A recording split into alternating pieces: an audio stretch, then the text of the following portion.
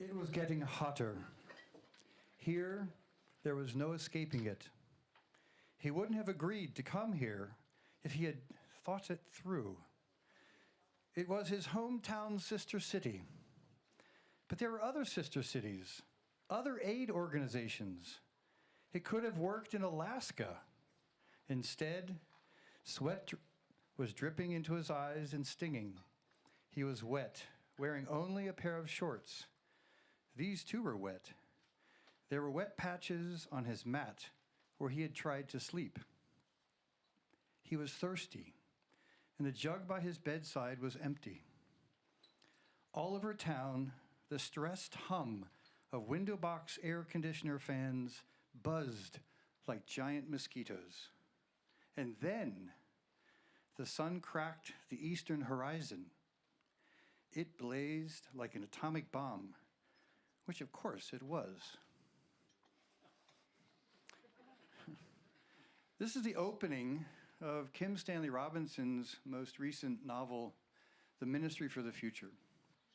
How many of you have read it? How many of you have heard of it?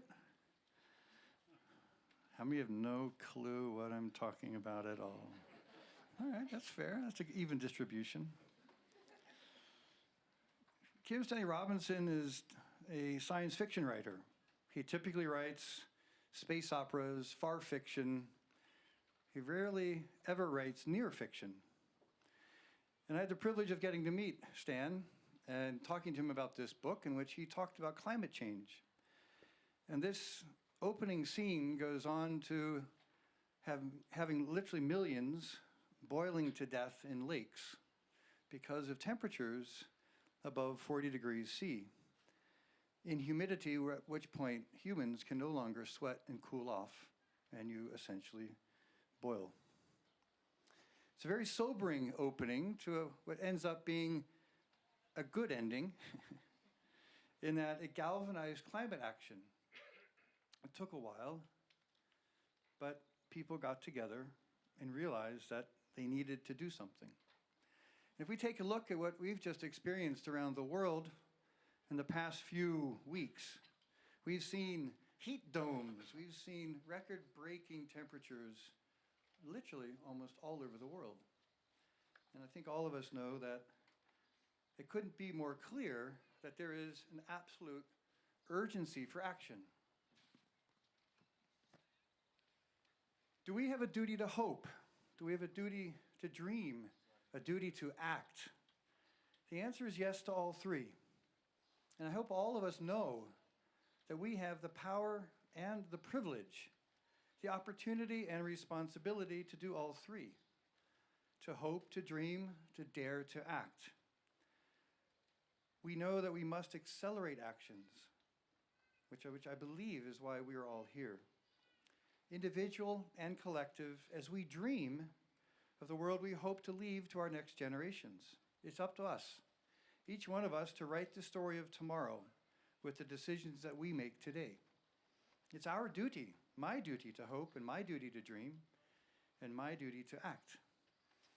My name is Chris Lubkeman, and I have the great pleasure and the privilege to be your host over the next few days here in this amazing point in the world, this amazing valley, this amazing mountain. And I get to be your compere, but our real host is somebody else. It's my comrade in arms, my co-founder for this entire movement, which is Reto Gortner. Reto, come on up. En voor Ulf passen op die seat. Yep.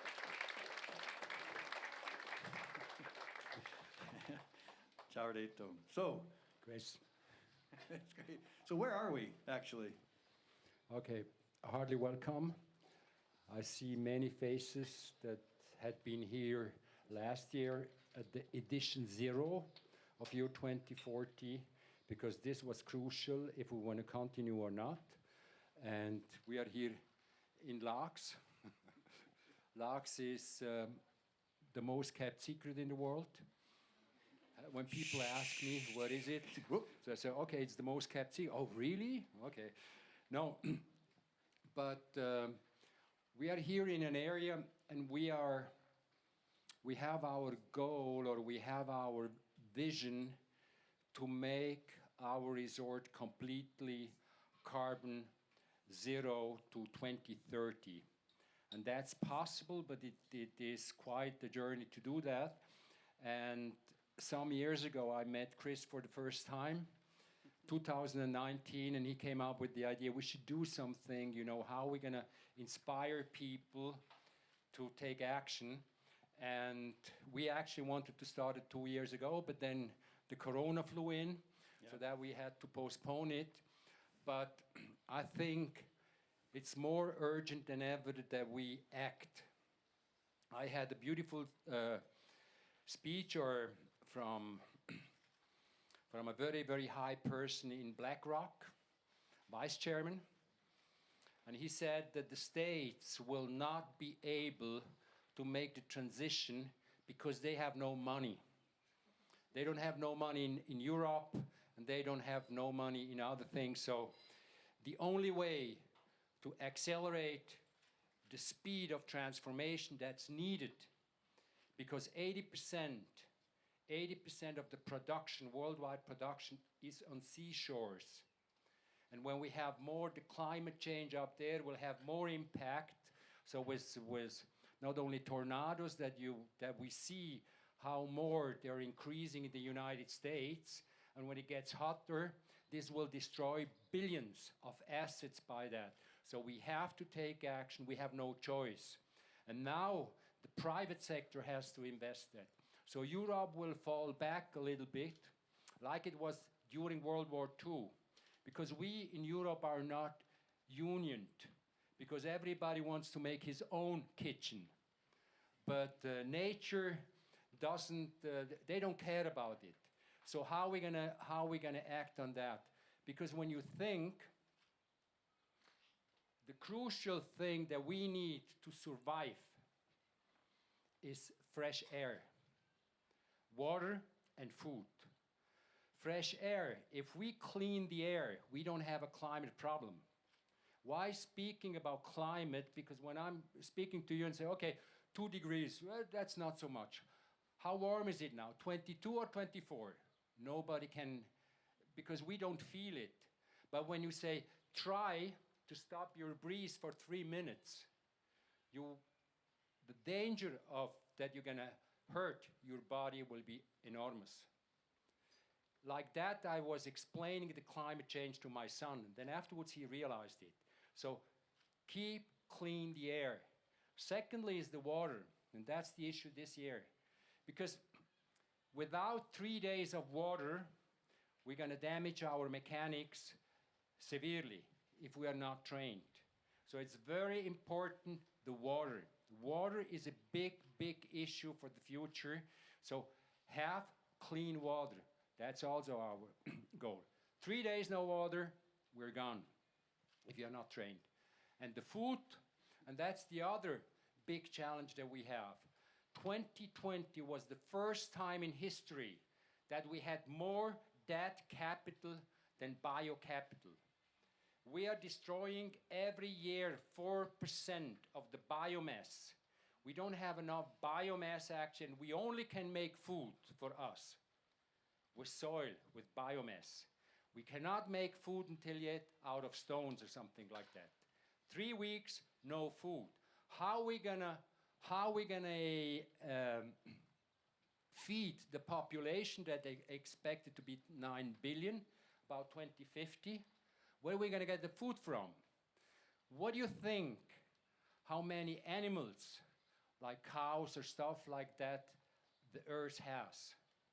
It's 80 billion, 10 times more, you know, pigs and chickens that we need for our food production, 10 times more, so they also need biomass. So if we would reduce that only by 50%, we would have enough food for humanity. That's a little bit the thinking that we were going. And we want to do with our resort here, with Laax, and I was inspired by the Club of Rome in the 70s, and it never let me from the hook there, and they said, okay, how are we going to create values for humans? Because the only question is for every entrepreneur is, You only have a right to exist if you create values for humans. And humans are the aborigines, the local people. They have to support it. Secondly, your staff, because the staff are designing it, transforming it. How are we going to transform it in an ecological way? And third are the guests, the only ones who pay.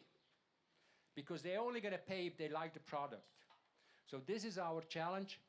We are governing here about 100 square kilometers of ski areas with the 3 villages. I have a lot of support from the villages here to make a beautiful and to make it possible with our goal that we have for 2030 and not only for 2050. We want to be carbon footprint zero. And we are working for that. And you will see that in the next year, some transformation that we're going to make with the Krabs and John from a consumer to a producer of energy. And we're going to produce also in our area. We have beautiful projects. And I think we have to show people, to give showcases actually, to show it's possible, it's economically possible, we can work. But one thing is very, very important. We need the collaboration of everybody. We need it. And we have to address it to the citizens. We have to address it to the consumers because they're the only ones who change something. Not the regulation will change a lot, but this is the goal and the vision that we have together. I was inspired by Chris, and so we are trying, to take this road. Thank you, Renato. You can tell I was a dreamer, he's the entrepreneur. We sort of go back and forth in between these two. Renato, thank you so much. So, welcome. I'm looking forward for inspiring speeches and inspiring speeches to inspire people to make it happen. And conversations, not just speeches. Yeah, but conversations. Information is one thing, but you need to be inspired, and then you have to implement it. The most important thing is the implementation, not just speaking. So think about it, how we can implement it, And as a good friend of ours says, get shit done, right? Correct. Okay. Thank you, Renato. Thank you very much. That's great. Woo.